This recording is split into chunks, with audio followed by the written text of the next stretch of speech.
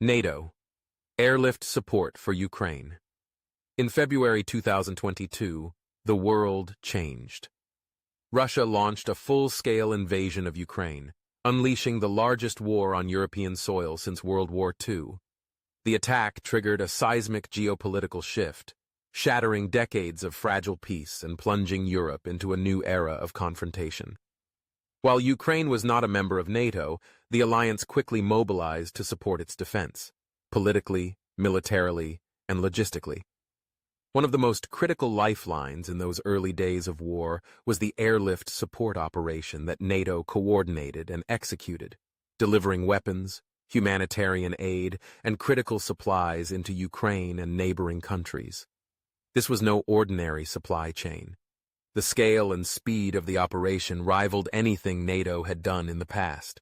Within days of the invasion, NATO countries began sending shipments of anti-tank missiles, air defense systems, ammunition, medical kits, fuel, drones, and protective gear.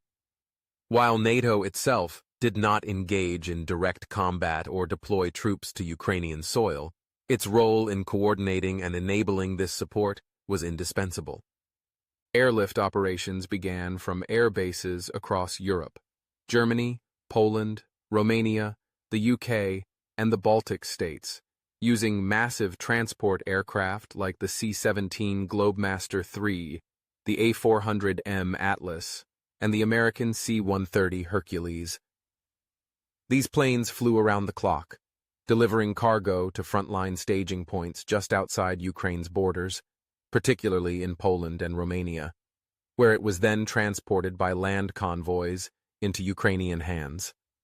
Behind the scenes, NATO's logistics and intelligence networks were working overtime. They mapped out safe corridors, coordinated with civilian air traffic, and synchronized efforts between dozens of countries offering support. The mission required more than just speed. It demanded precision. A single delay, a missed refueling, or an exposed route could mean life or death for those waiting on the front lines. This airlift operation wasn't just about moving hardware, it was about enabling Ukraine to survive. The early days of the war saw Russian forces pushing toward Kyiv, threatening to overwhelm the country's defenses. But with NATO's backing, primarily through these logistical chains, Ukrainian forces held their ground. Anti-aircraft systems provided by NATO countries helped blunt Russian air superiority. Anti-tank weapons like the Javelin and NLAW systems, flown in through NATO airlift routes, decimated Russian armored columns. Every crate, every pallet, every sortie was a vote of confidence in Ukraine's right to resist. As the conflict dragged on, the mission evolved. NATO helped coordinate the delivery of more advanced systems: HIMARS rocket launchers, Patriot missiles, air defense radars, and eventually even Western tanks. The complexity of these shipments increased, requiring careful handling, technical briefings, and integration into Ukraine's military structure. NATO also began transporting wounded soldiers for treatment in Allied hospitals, delivering mobile field clinics, and supporting refugee evacuation logistics. The airlift support also served as a powerful signal to Russia. Though NATO troops were not engaged directly, the alliance's unified and unrelenting support demonstrated that Ukraine would not stand alone.